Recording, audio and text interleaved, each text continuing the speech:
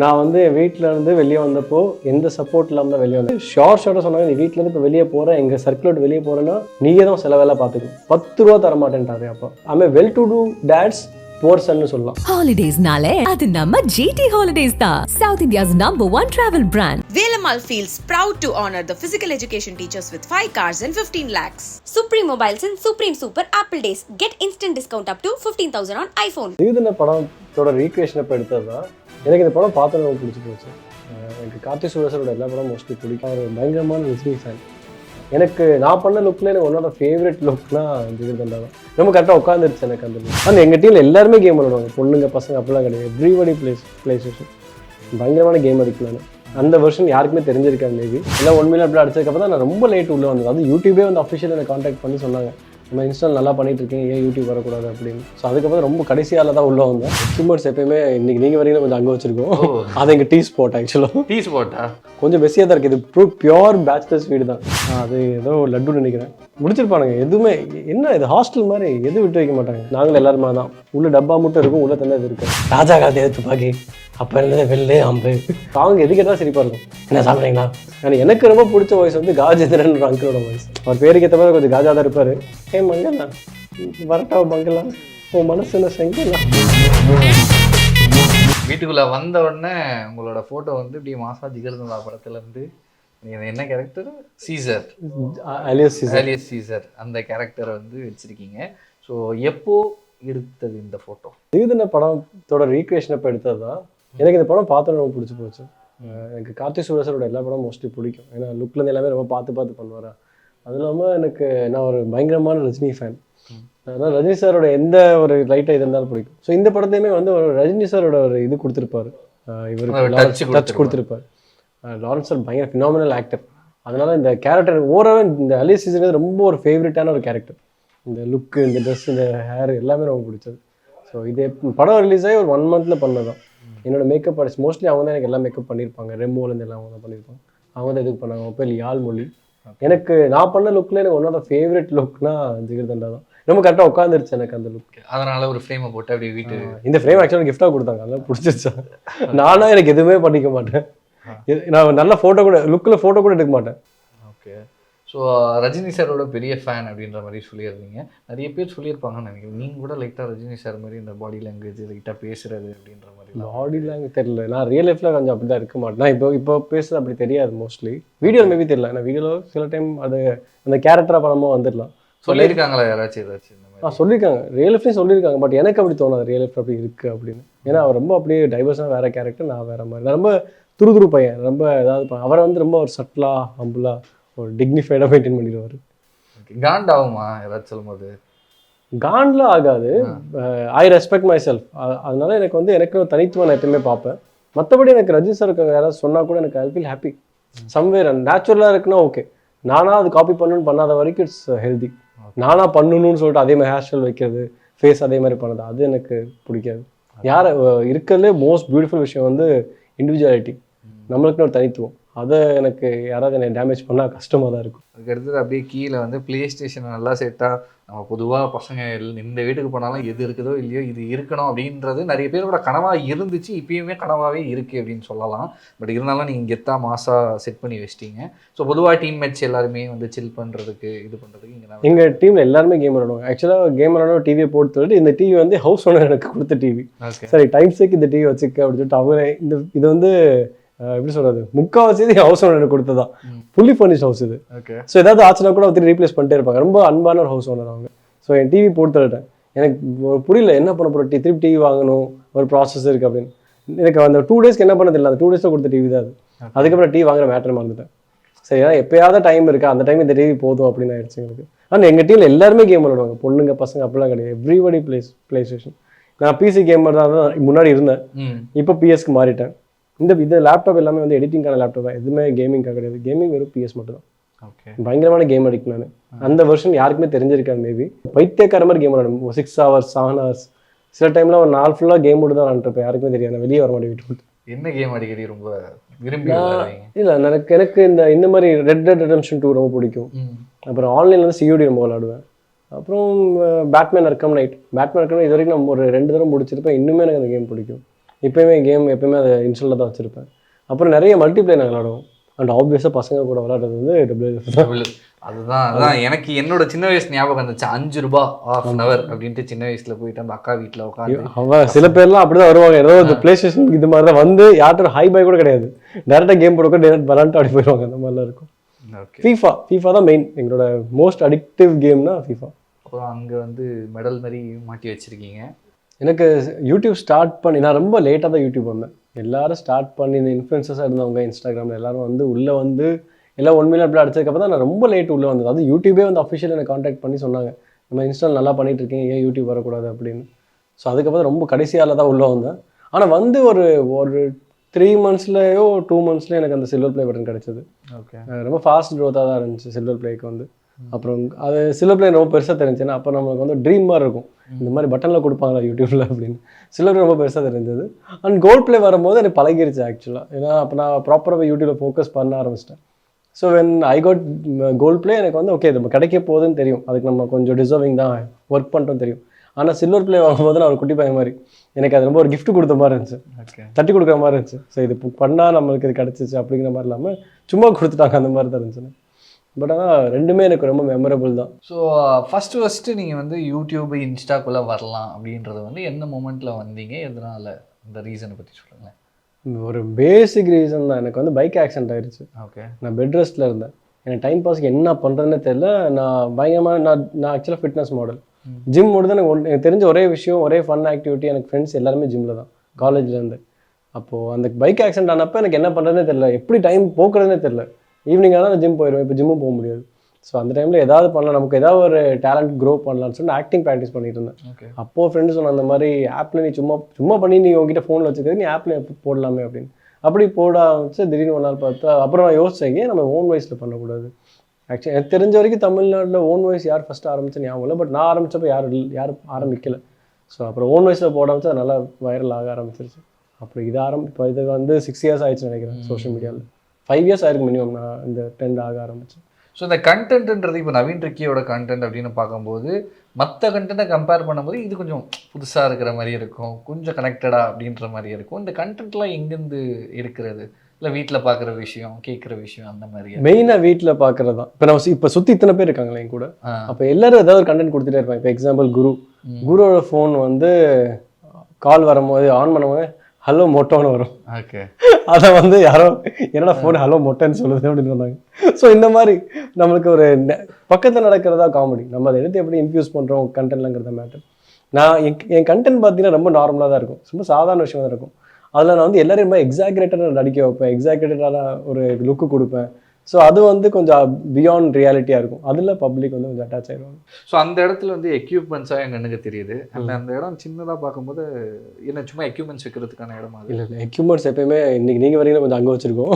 அது எங்கள் tea spot. ஆக்சுவலாக டீ ஸ்பாட்டா? எப்பயுமே நாங்கள் அங்கே தான் ஒரு 2-3 பேர் தான் மோஸ்ட்லி டீ குடிப்போம். இங்கே எல்லாமே டீ குடிக்க மாட்டாங்க. ஸோ நான் உட்காந்து கொஞ்சம் நம்மளே கதடிச்சு டீ குடிச்சிட்டு இருப்போம். ப்ராப்பராக டீ ஸ்பாட் தான். இந்த எக்யூப்மெண்ட்ஸ்லாம் இங்கே தான் இருக்கும், அங்கங்கே வச்சுருப்போம். கொஞ்சம் பெஸியாக தான் இருக்குது. இது பியோர் பேச்சுலர்ஸ் வீடு தான். ஆனால் என்ன கொஞ்சம் நீட்டாக இருக்கும், நீட்டாக வச்சிருக்க ஒரு பேச்சுலர்ஸ் வீடு.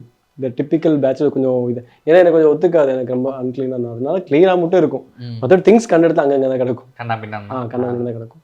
ஓகே, அப்படியே திரும்பி பார்த்தோன்னு வைங்களேன், இங்கே உங்கள் சின்ன வயசு ஃபோட்டோ தானே இது யாரு கூட? அதுதான் ப்ரோ, நான் இதே தம்பி. இது உங்கள் தம்பி? சாரி ப்ரோ, 2 பேரும் லைட்டாக ஒரே மாதிரி தான் இருந்தீங்க. அது இல்லாமல் இங்கே தான் target, zombie, boss, Pokkada Pandi அது அந்த பக்கோடா பாண்டி கொஞ்சம் மறைச்சிருக்கலாம். Pokkada Pandi proposal boyfriends அப்படின்னு போட்டுருக்கீங்க. இது வந்து உங்கள் வீக்லி இல்லை மந்த்லி வந்து இவ்வளோ வீடியோஸ் போடணும் அப்படின்றதுக்கான டார்கெட்டா? ஆக்சுவலாக இன்னும் எலாபரேட்டர் எழுதியிருப்போம். இப்போ ரீசெண்டாக ஒரு வீடியோ எடுக்கும்போது நாங்கள் இந்த பக்கம் தான் ஃப்ரேம் வச்சோம். ஸோ அதுக்காக அதை அழிச்சிட்டு இது சும்மா ரேண்டமாக எழுதுனது தான்.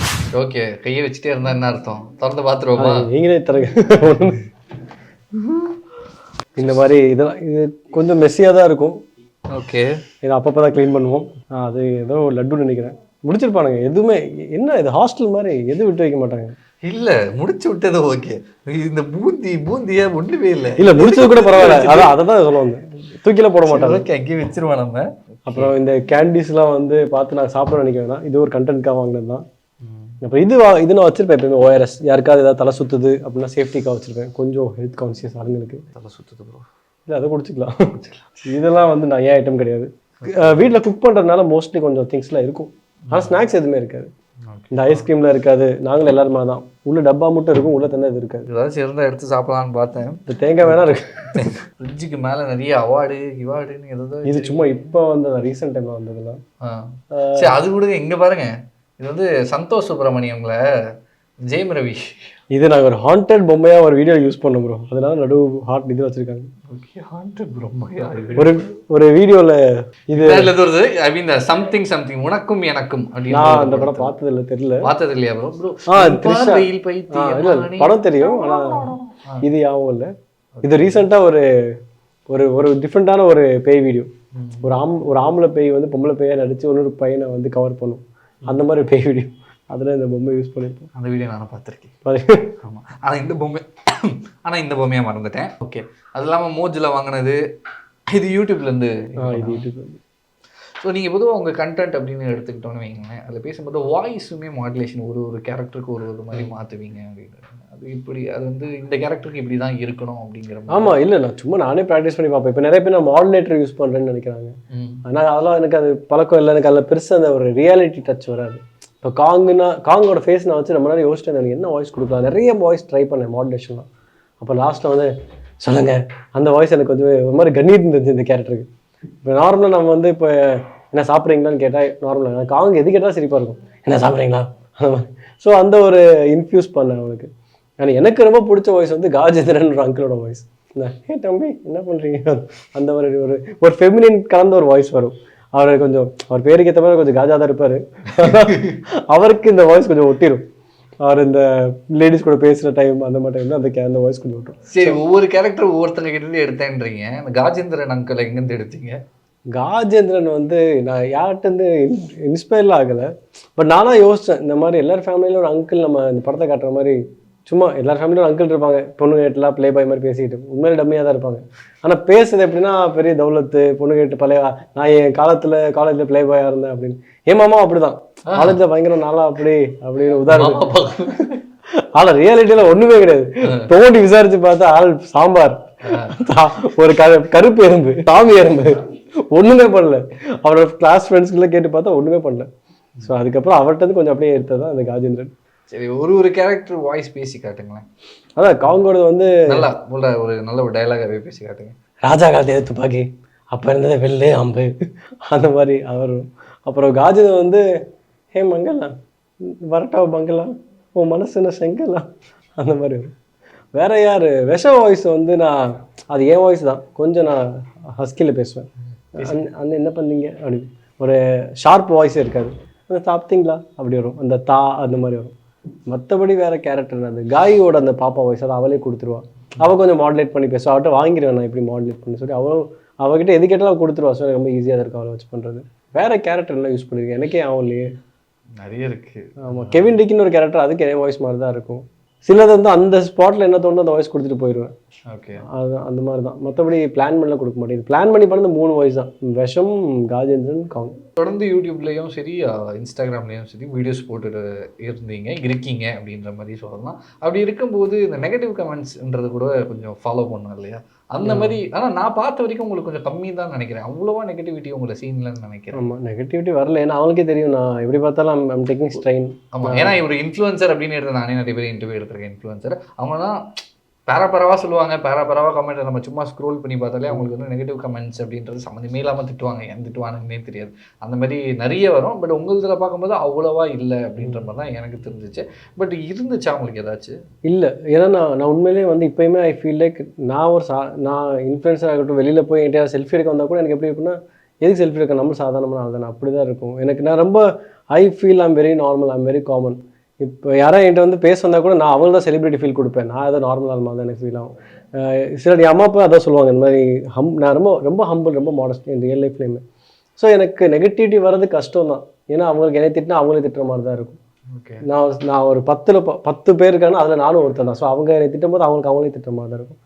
ஸோ திட்ட மனசு வராது தான் சொல்லுவேன். ஓகே, பட் இருந்தாலும் அங்கங்கே பிசிறு தட்டுற மாதிரி கூட நடிக்கிறவங்க மேபி திட்டுவாங்க சில டைம். என்னன்னு சொல்லியிருக்காங்க? சும்மா ஏதோ இப்போ பசங்க பொண்ணு சும்மா வந்து எதாவது ரேண்டமாக திட்டுறது வரும்ல, ரேண்டமாக டாக் அந்த மாதிரி ரொம்ப ரேராக தான் வரும். அதுவுமே அப்போவே நான் அதுக்கெலாம் வந்து சில டைம் நான் டிஃபென்சிவாக மெசேஜில் போட்டிருக்கேன், ரொம்ப ரேராக போட்டிருக்கேன். நெகட்டிவிட்டி அவ்வளோவா நான் வரல. அது காரணம் பப்ளிக் தெரியும் நான் ரொம்ப ஸ்ட்ரெயின் எடுத்து தான் வீடியோ பண்ணுறேன். சும்மா போகிற போக்கில் எல்லாரும் மாதிரி நம்மளும் ஒன்று போட்டு வச்சுட்டு போடாமல் கொஞ்சம் டைம் எடுத்து யோசிச்சு எனக்கு வந்து வீடியோ நான் மெயினாக போடுறதுக்கு ஸ்டார்ட் பண்ணது. இப்போது இதெல்லாம் வந்து இப்போ ஒரு மணி மேக்கிங் பிஸ்னஸ் ஆகிடுச்சுன்னு சொல்லலாம். ஆனால் நான் ஸ்டார்ட் பண்ணி ஒரு 3 இயர்ஸ் நான் ரெவென்யூ இல்லாமல் தான் நான் பண்ணிட்டு இருந்தேன். அப்போ என்னோட ஒரே மோட்டோ அப்பயும் சரி இப்போயும் சரி என்னென்னா உண்மையிலே என்டர்டெயின் பண்ணணும். இட்ஸ் நாட் லைக் வீடியோ ஓடணும் வைரல் ஆகணும் பை இதை அப்படிலாம் கிடையாது. எனக்கு இருந்தாலும் என்னோட கோல் வந்து எப்படி பார்த்தாலும் சினிமாவில் போயிடுவேன். ஸோ சினிமாவுக்கும் சோஷியல் மீடியா சம்மந்தம் கிடையாது. ஒரு சான்ஸ் சினிமாவில் வந்தால் கூட நம்ம உள்ளே போயிட்டோம் தான். ஸோ நான் இங்கே இவ்வளோ ஹார்ட் ஒர்க் போட்டு தான் அங்கே போகணும்னு கிடையாது. பட் இங்கே நான் ஹார்ட் ஒர்க் போடுறது காரணம் என்னன்னா I really like entertaining people. இப்போ எனக்கு இருக்கிறது அதிகபட்ச எனக்கு சந்தோஷம் கொடுக்குற விஷயம் என்னன்னா இந்த கமெண்ட்ஸில் வந்து சில பேர் இல்லை டேரக்ட் மெசேஜ் அனுப்புவாங்க. இந்த மாதிரி ரொம்ப கஷ்டத்தில் இருந்தேன், அவங்க வீடியோ பார்த்து ரொம்ப சிரித்தேன், எனக்கு அந்த சில பேர் டயலாக்ஸை சொல்லி அனுப்பி சிரிச்சிட்டு இருப்பாங்க. நேரில் பார்க்கும்போது சில பேர்லாம் வந்து சில பேர் என் வீட்டுக்கு நிறைய பேர் வந்து ஸ்வீட்டில் கொண்டு வந்து கொடுப்பாங்க. ஒருத்தவர்லாம் வந்து ரொம்ப எனக்கு இன்னும் அவருக்கு ஒரு போன வருஷம் நவம்பர் என்னமோ அவருக்கு அப்போ தான் ஜஸ்ட் டிவோர்ஸ் ஆகிருக்கு. ஸோ அவர் வந்து ஒரு 3 months டிப்ரெஷனில் இருந்திருக்காரு. டெய்லி என் வீடியோ பார்த்து கொஞ்சம் ஒரு ஹாப்பியான ஃபீல் கிடச்சிருக்கு. ஸோ அவர் என் வீட்டுக்கு வந்து ஸ்வீட்லாம் கொடுத்து நான் உண்மையிலே கொஞ்சம் நல்லா இருக்கிறது காரணம் நீ அப்படிலாம் பேசிட்டு ரொம்ப நேரம் பேசிட்டுலாம் போனேன். ஸோ அந்த மாதிரி சில பேர் நடக்கும்போது ஒரு ஹைலி மோட்டிவேட்டிங் திங், பாசிட்டிவ் பயங்கர positive. Naveen Ricky is a rich kid, he is a very rich, his father is a very பெரிய கை அப்படின்ற மாதிரி எல்லாம் பேசிக்கிறாங்க. அது எந்த அளவுக்கு உண்மை? ரிச் கிட்னு சொல்ல மாட்டேன். இல்லை ஆக்சுவலாக நான் வந்து ஒரு ரிச் கிட்னு சொல்கிறேன்னோ இல்லையோ அது எப்படி சொல்லுவாங்கண்ணா, அதுவுமே எல்லாருமே ஸ்ட்ரகிள் பண்ணி சாப்பிட்றதுக்கு வழி இல்லாமல் வந்தாங்க. பட் இவருக்கு வந்து பிரச்சனை இல்லை, இவர் வந்து இவங்க அப்பா வந்து பெரிய நல்ல கேள்வி. ஆக்சுவலாக இதுக்கு நிறைய பேர் என்கிட்ட கேட்டிருக்காங்க. ஏன்னா வீடு நிறைய பேர் பார்த்ததுனால நிறைய பேருக்கு என்னன்னா இவ்வளோ பெரிய வீடு வச்சுட்டு நீங்கள் வந்து நார்மலாக இருக்க மாதிரி இருக்கே அப்படின்னு. நான் வந்து என் வீட்டில் இருந்து வெளியே வந்தப்போ எந்த சப்போர்ட் இல்லாமல் தான் வெளியே வந்தேன். நான் வந்து ஏரோஸ்பேஸ் படித்த பையன்.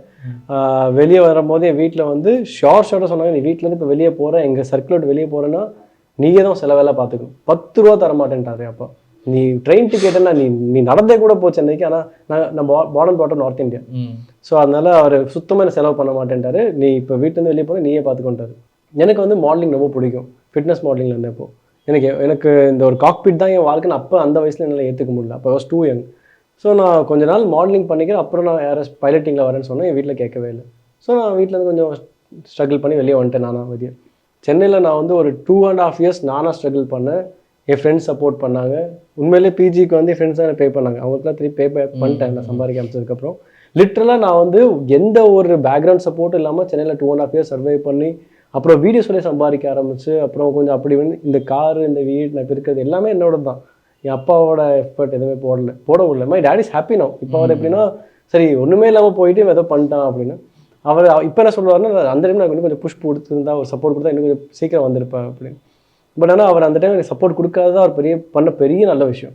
சில டைம் பேரண்ட்ஸோட ஓவர் சப்போர்ட் ஓவர் பேம்பரிங் வந்து நம்ம ஸ்ட்ரகிளே பார்க்க மாட்டோம். ஸ்ட்ரகிள் பார்க்காம வரது எதுவுமே நிலைக்காது.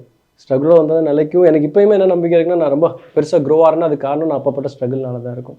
என் family they're well to do தான், நான் இதெல்லாம் சொல்ல மாட்டேன். என் அப்பா வந்து நல்ல ஒரு வேலை என்ன பண்ணுறாரு. அப்பா ஆட்டோமேட்டிக் எனர்ஜியில் இருக்காரு சென்ட்ரல் கவர்மெண்ட்டில். அம்மா ஹவுஸ் ஒய்ஃப் தான். அம்மா வந்து அப்பாவோட பிஸ்னஸ் பார்த்துக்கிறாங்க. தேர் வெல் டு டூ. ஆனால் நான் வந்து ஒரு சாதாரண பையன் தான். என் ஃபேமிலி கூட நான் நின்று பார்த்தா கூட ஏன் இவன் வந்து டிஃப்ரெண்ட்டாக தெரியும் அப்படின்னு தான் இருப்பாங்க. அதுமாதிரி ரிச் டேட்ஸ் சொல்ல மாட்டேன். அதுமாதிரி வெல் டு டூ டேட்ஸ் போர்சன்னு சொல்லலாம்.